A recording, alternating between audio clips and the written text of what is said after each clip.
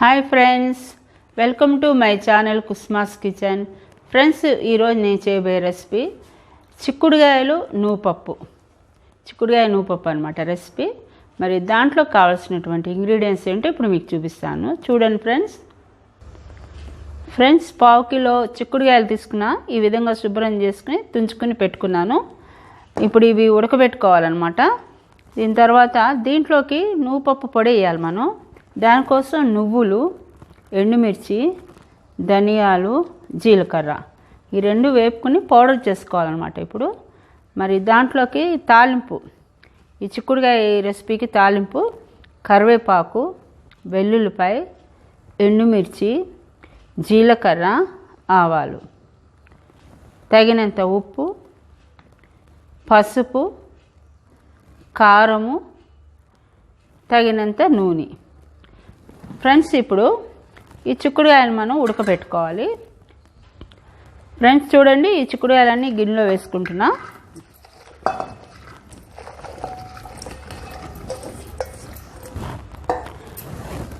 దీంట్లో కొద్దిగా ఉప్పు వేసుకుందాం, కొంచెం వాటర్ వేయాలి.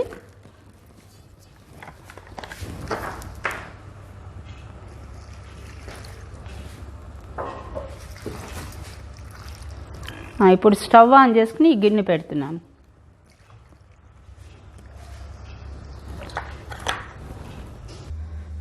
ఫ్రెండ్స్ చూడండి, నేను స్టవ్ ఆన్ చేసుకుని పొయ్యి మీద ఈ గిన్నె పెట్టేసుకున్నా చిక్కుడుగాయలది. ఇవి కొద్దిసేపు ఉడకనిద్దాం మనం. ఫ్రెండ్స్, చిక్కుడుగాయలు ఉడికే లోపల మనం ఈ ప్యాన్ పెట్టుకుని ఈ ఎండుమిర్చి, ఈ ధనియాలు, జీలకర్ర, నువ్వులు ఉంది కదండి, ఇవి మనం వేపేసుకుందాం. మొదటగా నువ్వులు వేపుదాం.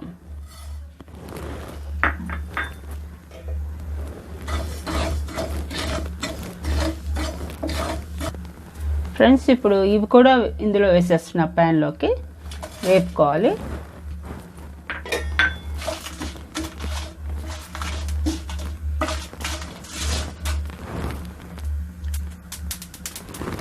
ఫ్రెండ్స్ చూడండి, ఇవి వేగిపోయినాయి. ఇప్పుడు స్టవ్ ఆఫ్ చేసి కొద్దిసేపు చల్లారనిచ్చి తర్వాత మిక్సీ జార్లో వేసుకోవాలి. ఫ్రెండ్స్, చిక్కుడుగాయలు ఉడికినాయి, నీళ్ళన్నీ వంచేసాను. ఇప్పుడు వీటిని మనం తాలింపు పెట్టుకుందాం. స్టవ్ ఆన్ చేసి ప్యాన్ పెట్టాను. ఇప్పుడు దీంట్లో కొద్దిగా నూనె వేసుకోవాలి.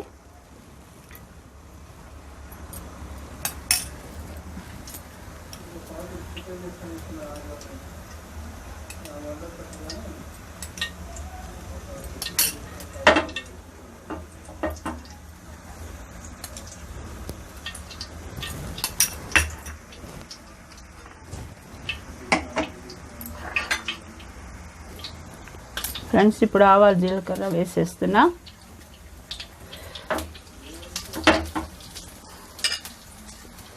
ఈ మిగిలినవి కూడా తాలింపువి వేసేస్తున్నాను.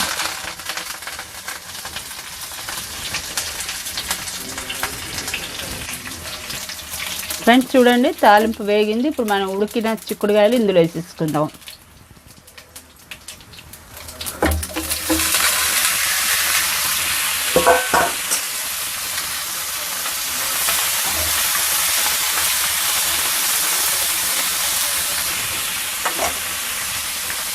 ఇప్పుడు దీంట్లో తగినంత పసుపు,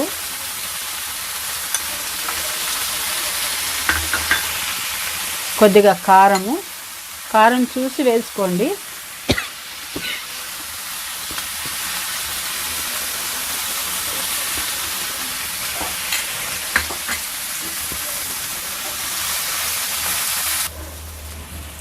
చూడండి, ఇప్పుడు చిక్కుడుగాయ ఇది బాగానే వేగింది. ఇప్పుడు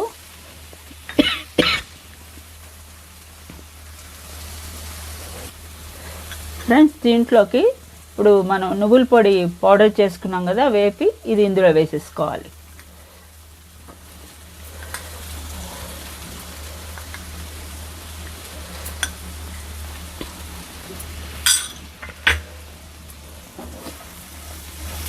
ఈ విధంగా కలుపుకోవాలి వేసుకుని.